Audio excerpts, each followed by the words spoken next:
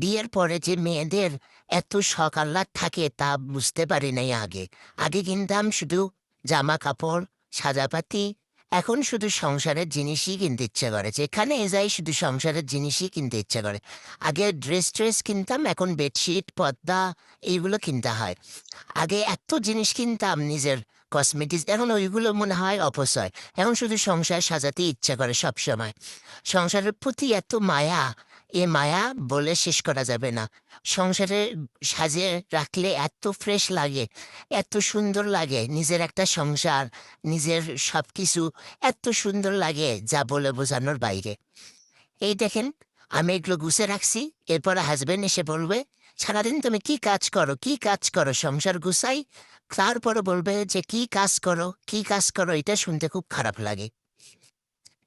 আমার এই সংসারে এত জিনিসপত্র ভালো লাগে কিনতে, কিন্তু হয়তো আমি কি করব, টাকা কিনতে কিনতে মাসের শেষে একদম গরিব হয়ে যাই।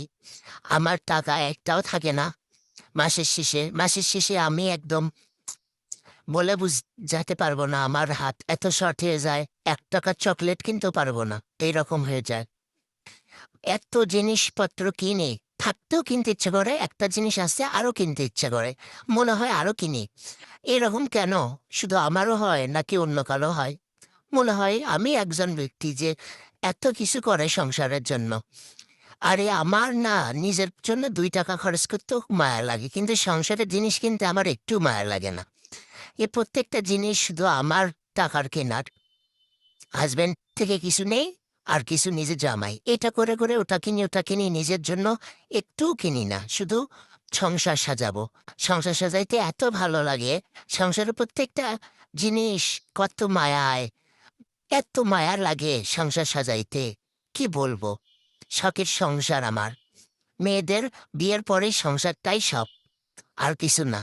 এই সংসারের মাঝে সারাটা দিন কেটে যায় সাজাইতে সাজাইতে, কোনো খারাপ কিছু মনেই পড়ে না যে হইতো কিছু আগে, আগের কোনো কিছু, অতীত, এসব আর কিছু মনে পড়ে না বিয়ের পর।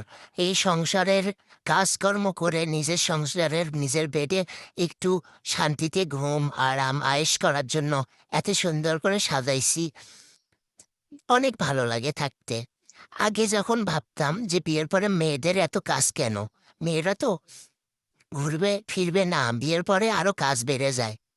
আসলে আগে ভাবতাম মেয়েদের কাজ কেন এত থাকে, কাজ কেন তারা এত করে। আসলে এই কাজ হয়ে যায় অলরেডি, একটা থেকে আরেকটা কাজ এমনিতে এসে যায় অটোমেটিক্যালি। কাজ একটা শেষ না হইতে আরেকটা শেষ,